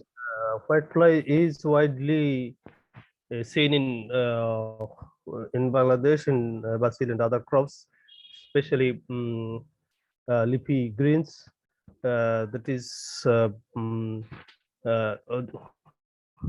jute leaves to even eggplants. Most of the crops, especially cucurbitaceae families, are attacked by whiteflies. Okay. Yeah. And also Solanaceae crops attacked by whiteflies. Thank you so much. Yeah, thank you very much, Asan, from Bangladesh. I think what it shows is that Pamisia, is quite a widespread pest. And then now we're talking about basil. So basil is a minor crop. So from the Codex point of view, Michael, can you comment a little bit? Normally for basil, is it under a particular crop grouping that is being considered by JMPR? Yes, it is. It is under the herb crop group. Okay. So what it means is that if we can find residue data from other countries, for example, Australia, I do not know what they have, whether they grow basil, doesn't really matter. But if there are, for example, other minor crop, maybe parsley or whatsoever, register, assuming that parsley is also belong to the same crop group, and then the residue data is available, it will also push up the priority for basil. Yeah. So I think there are two things that we probably need to check. Under the Codex crop grouping, the concept, what other crops are registered worldwide to check the availability of bridging residue data, number one. Two is we will need to check with Corteva on their commitment to register, other than I think is which country are we talking about over here? Laos. Yeah. Okay. And then the third, we need to check due to the fact that Ashan has mentioned, this is not only a one country pest. this should be quite widely the spread, in across Asia. So what are the other countries having similar issue, not necessarily on basil, but for similar crop within the same crop group of basil? I think this can help for us to decide if this is a viable project for the benefit of So more countries. IR4 has done some work on lettuce. On That's lettuce. that's a leafy crop. That's the closest crop that I can find Okay. that we have data on. Okay. But don't you think basil may not be in the same crop group as lettuce? Yeah, no, I'm just saying it's the Oh, you're closest just that saying. we have. Okay. Yeah, Okay. no, I'm not saying it's the same. Okay. Okay. So I think we at least we have some preliminary understanding of the residue behavior in lettuce. Okay, I think we give it a 5 question marks. No? Yeah, and white flies was one of the target crops for lettuce. I see. But it is not Bemisia, right? Well, it is the Bemisia. It didn't specify. We don't have a specification on which species, but it is Bemisia. Okay, so that means maybe close enough, huh? And then so yeah, close enough. I think let's see. As well as aphids. Very good. Thank you very much, Michael. So then let's now go to the next group, TBM, Protella in cabbage. One solution, 2 country. Methomyl is a long time established solution. And so let me ask the question, anybody aware of anything about this old solution? Whether Methomyl has some special consideration by some countries? Some regulatory concern whatsoever? Maybe Nasru, can I invite you to make some comment? Okay, thank you, Ricky. For Malaysia, Methomyl never been registered, and we were not allowed Methomyl to be registered in Malaysia due to I think it's considered as a toxic pesticide. So the pesticide board of Malaysia already agreed not to allow any registered of the product in Malaysia. Okay, thank you very much, Nasru. Welcome. Okay, I think this is very important information. Whatever investment that we are going into, we have to look into the implication of the solution. So of course, we want to have new solution.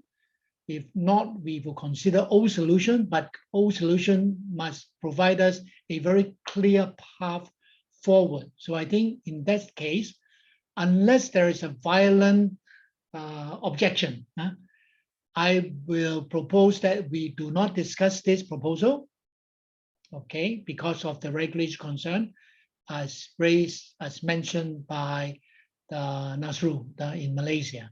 Probably there is similar concern, may not be at the same level of the neighboring country, but if there is a concern, I think due to the fact that we have other solutions to consider, let's keep our focus looking at other solutions as a priority in our discussion, okay? And let's move on to Charlotte, armyworms. Again, there seems to be a number of solutions. However, Methomyl we already mentioned, so we will not consider. So we will look at spinetoram, methoxyphenoside, and also the chlorantraniliprole. However, for chlorantraniliprole, the company has not yet decided whether they will commit or not. So for the sake of this discussion, we will not discuss. Let's focus on spinetoram and methoxyphenoside. Okay, both of them for Saran, both of them proposed by Indonesia, may be proposed by Professor Andi, but Professor Andi has sent his apology that he has to leave. So I do not see anybody coming from Indonesia that can comment. I would like to ask other country. Shallot also is widely grown, and armyworm over the past couple of years have been a very headache for many of the countries, not only Asia, coming from Africa and so on. Any experience with armyworm? It's the same species, Sphaeroptera exiguo. Shallot. In this case, it's shallot. Is this same level of seriousness in your country? Okay. Since we do not have similar comment from the colleagues from the country, neither do we have the companies to share with us their insight to compare this solution. I will propose some follow-up work to be done. Number one, we will need to look at the biological performance of this two product, number one. Number two is to check on the relevance among other countries in addition to Indonesia. Yeah. And of course, lastly, with the commitment of the company to register this product across different countries in addition to Indonesia, should the crop pest combination confirm equally in other countries. All right. So we will give these two solutions, row 50 and 51, 6 question mark. I think that is the appropriate things for us to do, right? Okay. Yeah, so Ricky. Right. Yes, any information? Yeah, so the spinetoram is registered in the US on bulb vegetables, which would cover shallots. Excellent. And even though we don't have the commitment yet, if it does come to pass that FMC will support chlorantraniliprole, we also have registration on bulb vegetables, and IR4 has residue data. Okay, good. Maybe we can enter the data for the time being, yeah, because it's important information. Right. Yeah. So I hope the audience can understand the multifactorial situation that we need to consider. So this is not a mathematical exercise. Right.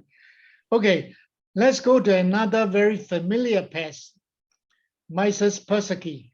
All right, aphids in yak long beans. Number one is this particular species of aphids actually is everywhere.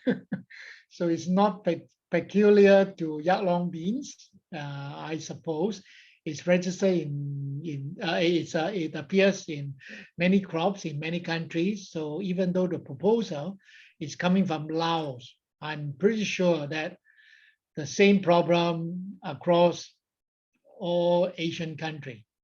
And again, I would like to ask Nazrul. You may want to comment a bit on this. Which one on the yak long bean? Yak long bean. So far, I think we do have a sulfloxacin 4, but I have to check whether we registered it for yak long bean. But for Malaysia, we don't have much of problems on that. Oh, okay. Yeah. Okay. Or maybe there are already some other solutions that the farmers can manage. Indeed, yep. Okay, yeah, thank you for your comment.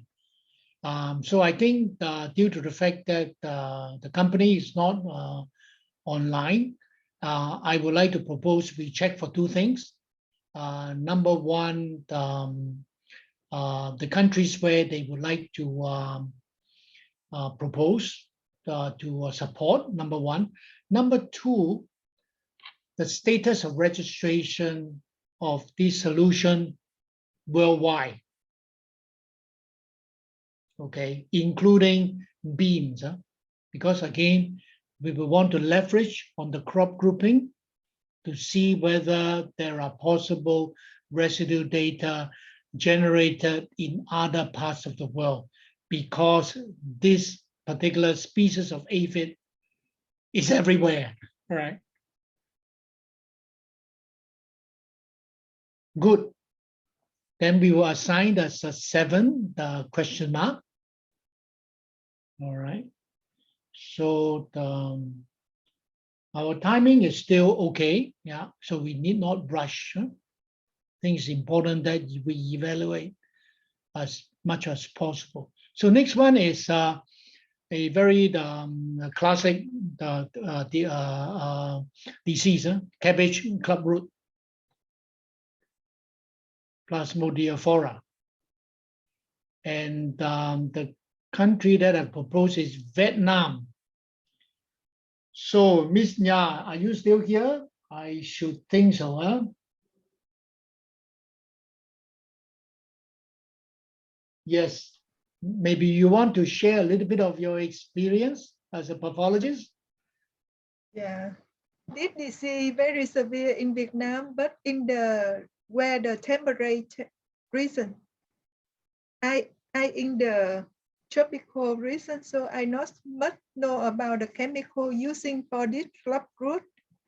But this chemical blue arsenum, when I check the pesticide permitted for you in Vietnam, I see this register for another pathogen.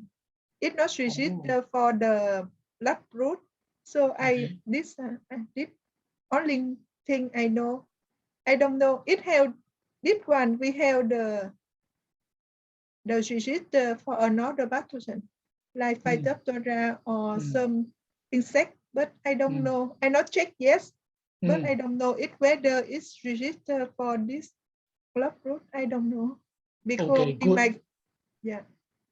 Yeah, thank you very much for your comment. At least you confirm that this is indeed a problem in the temperate area. That means northern part of Vietnam, like Hanoi, you know, all those areas and so on. So, but anyway, the proposer is FMC, and FMC at this point in time has not finished their own evaluation, whether they will want to propose to be in the project or not. So you see an asterisk over there.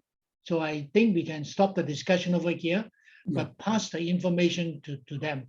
So we will not prioritize. IR4 has residue data, and it's registered for clubroot. Oh, is that right? Directly on cabbage, huh? It's yes, not on cabbage. Okay. On cabbage. So it's not only the the only thing that's unknown is company support. Company. Okay, good. Okay, so as I said, we do not prioritize. We only prioritize when the decision coming from the company is firm. So we give the other, the crop pest combination with already available solution, a priority in our evaluation. So let's go to the next one. Really a minor crop, mint. Okay, again, the same culprit, Mysis persicki. That's why I said everywhere. Malaysia, Nasru, you have to talk. All right. Because we're having a quite a serious problem in Cameron Highlands, in the highland in Malaysia, where all the minor crops, especially, are grown there, and then we are exporting to our lovely neighboring country, Singapore. So, however, due to we don't have any registered or any recommendations from the industry to resolve the problems. So that's why we are suggesting anything on the minor crops. I mean, for example, is mint in these suggestions. But if if this project could consider other minor crop, Malaysia would appreciate, because of at the moment I think majority of our minor crop don't have much of recommendations. So Okay. for this one means it's not so serious, but due to the problem we don't have any solution, so we are suggesting for this one. Okay, Yeah. very good. I think that's very important. So I think the number of things we will need to check. Not So only the US has registration of sulfoxaflor against aphids. IR4 has data on lettuce, but we don't have mint. okay, so lettuce is the closest that we can have for leafy vegetable, is that right? Right. Okay. And the target pest was aphids. It's aphids. Okay, so that means from the biological performance point of view, we are quite certain, I would say. And then, but going into mint, I think I appreciate very much a Nasru comment. We probably will want to discuss with the company, not only looking at mint, but looking at a much bigger minor users crop point of view. And then not only looking at Malaysia, and then because they have put up this, so that means they have some commitment into developing that.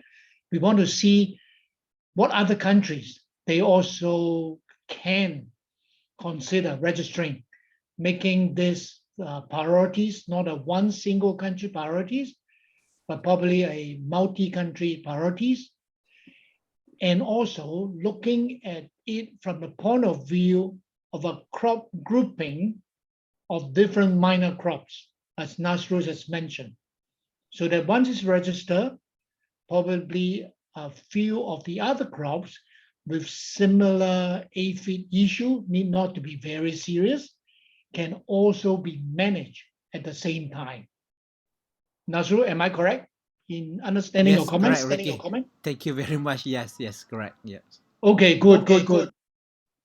So I think we will therefore give it an 8, the question mark. Even though it's a question mark, so I think it's a good discussion. Huh? So lastly, okay, this is really of the lowest priority, cucumber, one country. Oh, okay. Gummy stem blight. Miss Nya, I need your comment as a pathologist. Sorry, because I a plant pathologist and I am a lecturer. So about chemical, I not so much know, but I know this disease very severe in cucurbit plant, even though in the greenhouse and in the field condition. So watermelon, melon, and cucurbit on spot infected by this pathogen in rainy season. And in greenhouse, it also severe for the melon. So this compound chlorine picosamide, I don't know. I checked the list of the fungicide. I don't see it in the list of Vietnam. But for Vietnam, people use some chemical like difenconazole, robiconazole, and azothiopin for control this pathogen.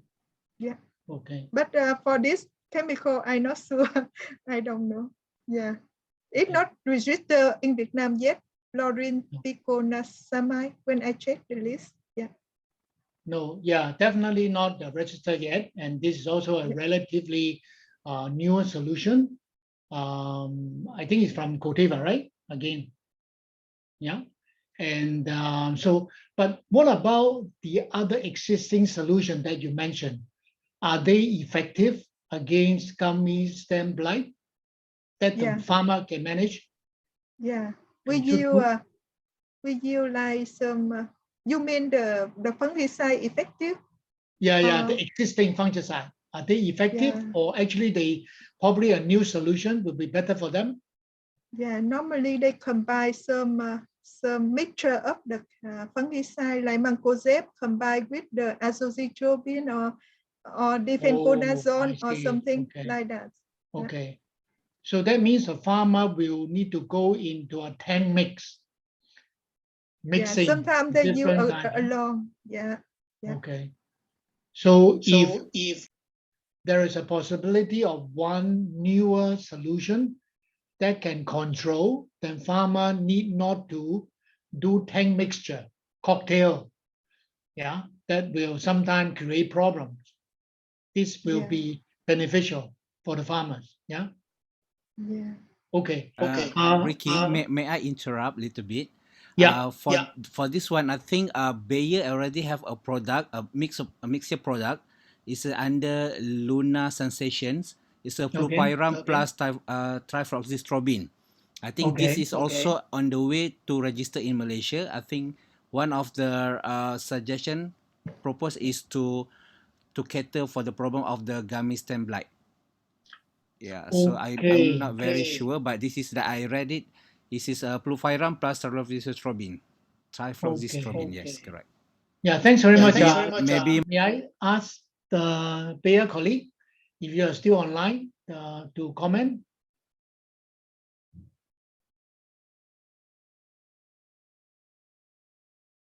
Are you going for cucumber registration in Vietnam? In Vietnam, let me check. No, Vietnam. Or is Okay, already ready?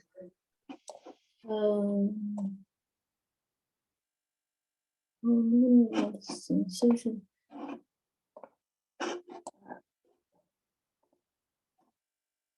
Maybe I will check and later drop the message. You let us know, okay? Yeah. And then because if you already have an existing solution, then it can help us to decide whether we can support another new solution going into this particular crop and pest combination. So in the meanwhile, I think we put 9, rank it as 9, and we have the question mark. Number 1 is to consult Codeva on this, whether they also have additional plans for other countries in Asia with the similar the issues. And then also the next one is pending further information coming from Bayer for the solution. If you do have a solution inside there, maybe you might have overlooked submitting that in, we will be still consider as part of the whole priorities listing. Okay, so if I'm not wrong, I think we have completed the evaluation of all the economic vegetable and herbs. Okay, so yeah, rice we have commented that we recommend the company to take that as objectives. So we start from sweet corn. Maybe Shannon can help us to move the list up so that we can have a recap. Okay. Sweet corn, number 1, I think we just need to check, in which country we want to register. And then when it comes to pepper chili, there will be 2 solutions to consider: the fluoripiclosamide and then the flupiram plus trifloxy as a priority for Bayer. And the good thing is that I think the trifloxy already registered in other countries whereby residue data is also available. So I think this will give a higher preference, but we will subject to what information we get from fluoripiclosamide before we do the comparison and final decision. Then we go down to melon thrips. Okay. Good thing is already registered in Malaysia, not in the melon. and then so it will make this project a little bit more viable. So we just need to see the interest in the country, but at least this should be the top 5 that we will need to look at. Leaf spot in melon. Again, because it's one country, we'll need to check other country the interest in melon. We believe that there might be a possibility that this might also be a problem in other country. Registrant commitment will need to be checked. Basil. We go to basil, yeah. Whiteflies, common problem. Again, similar check need to be done. Wider the interest, not only on basil, but the relevant minor crop within the same crop group. Whether other countries have interest. And right. And cabbage DBM will not discuss because some concern on the solution that have been suggested. So unless company have come up with a different solution, newer solution, that we will probably leave it as it is for the time being. Yeah. We go to shallots, for armyworm. Again, there are 2 solutions proposed. We need the company to comment a little bit on how they see the biological performance and also the relevance for other countries outside of Indonesia. Frankly speaking, I would be very surprised if this is only Indonesia, but we need to check with the registrant and also how they see the development potential in the other countries. Yak long beans, also the discussed solution is already registered. And then we need to check for other country interest. Okay. And clubroot, because the company have not yet decided on a solution. So we will not evaluate. And then for mint and cucumber, mint will look at it as a crop group, not only mint, but other herbs that other country may be interested, and then to see how do we manage with the company interest. And then actually, if the company already have interest to develop and so on, we can provide, MUF can support the residue study. And as a crop group, if we can get a Codex MRL, I think it will be really beneficial to this particular minor use crop group, as Nasru has mentioned, to the growers. So lastly is the cucumber, yeah. And if the solution works, there are more countries involved, and I think this will be a good solution to replace. I have an update on that last one, the fluoropicoxamid. Yeah. So IR4 has done work on that under a code number. And specifically for gummy stem blight. Oh, excellent. And so we have residue data. So residue data already exists. Yes. Okay, that's good. Along with Canada. All right, along Canada, excellent. I think this make it even a little bit, the question mark become more solid. Huh? So that means we have less thing to check because residue data already exists. So that we need to check, let's say, for example, other than Vietnam, whether other countries are also having the similar problem, maybe in the northern part of Thailand, particularly in the Chiang Mai area, a little bit temperate the situation, and then and also in certain part of Indonesia, whereby in the highland area, and I believe this might be a temperate kind of a disease, not in the tropical zone. And so we check that. Once that is confirmed, I think we will be able to move the priority from 9 to higher up. Yeah, so I think there's quite a lot of dynamic situation. So I think with this, I would like to wrap up the prioritization of the agronomic, vegetables, and herbs. Are there any comment first that you is so burning in you? I have to make a comment. Otherwise, I cannot sleep tonight. Please.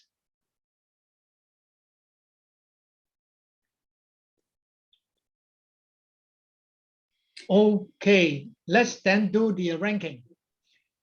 So let's rank the vegetable and herbs and crops, this group. So are you happy? Not because we are finishing, but because of the entire ranking exercise and so on. Do you think it's reasonable? You think it's transparent? And do you think we have captured all the open question need to be answered? If yes, then you take yes, and then you submit. Yeah.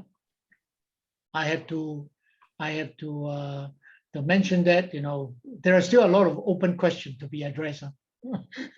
So only take no when you are not happy. You don't take no if you are not happy that question not yet answered. We also want to answer. Yeah, all right. Okay. So after that, press submit, then we can show what is our satisfaction level for this evening. My apology for holding some of you up. Oh, Wow. I hope this is not a cheating result. So I would say thank you very much, you know, for your support. I particularly want to thank you all the comments. Without all your comments just now, we will not be able to identify what are the critical questions that we need to ask in order to further consider. And then, so without further ado, I would like to hand over to Dirk to summarize and wrap up the entire meeting for today. Thank you, Ricky. Could you put my summary slide on the screen, please? Very good. So good evening to everyone. And it's my honor to be able to join you here at the end of this workshop meeting, at the end of your day. And thank you as participants, and thank our moderator, not only for your excellent discussion, as Ricky has mentioned, in the comments and feedback received, but also for your enabling steps in nominating, voting, and providing inputs to give us a good starting point for this evening's session. Well, let me just highlight my pleasure in reporting out to you my perceptions of your discussion and conversation. In fruits and nuts, you've identified 10 priorities. It's a great combination of new technology and established solutions that could be expanded. And you've given us clear input and direction, but also flagged up where follow-up is necessary. And that's extremely helpful for us in our next steps. For the agronomics, the vegetables and herbs, you've identified, of course, it's subject to company information and other information that might come in subsequently. You've identified 9 clear priorities. Again, this is a very robust list of options, and these are particularly difficult crop pest combinations. And I think that warranted the discussion that we had. Further details are needed, but I see that as a very positive thing, and we will follow up with obtaining those further details. Of course, we have more work to do post-workshop to get further details and information from the countries and the registrants as identified, and we will take steps to do that. And we will report out to you following the meeting with some email or reach out to you with the results of our workshop and also the priorities that have been established. So with that, Ricky, I'm going to thank the group and thank you, Ricky, for your hard work this evening. It's been a pleasure to join you and to listen to this conversation. And I look forward to future conversations with you. And I look forward to a post-COVID time when we can actually see each other in person and gather together in person. I mean, it's something we all yearn for.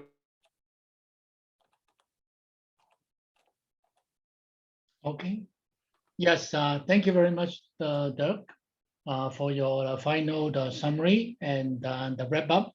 And please allow me to say a few personal comments. It's really from the bottom of my heart. I can tell you very honestly, my stomach is telling me I need to have dinner. But however, as an audience, as a group participant, you really make my day. I think the interaction is something far beyond my expectation. The interaction, as Michael has wished or desire, really happened. And your comments extremely very useful, for the minor use of foundation to take that forward. And last but not the least, thank you for your patience. Thank you for bearing me.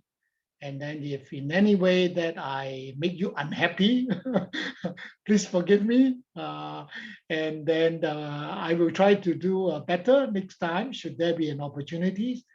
And then if not, I will let Michael, since he is still there, to have the last word with you. But for my side, we are done for today.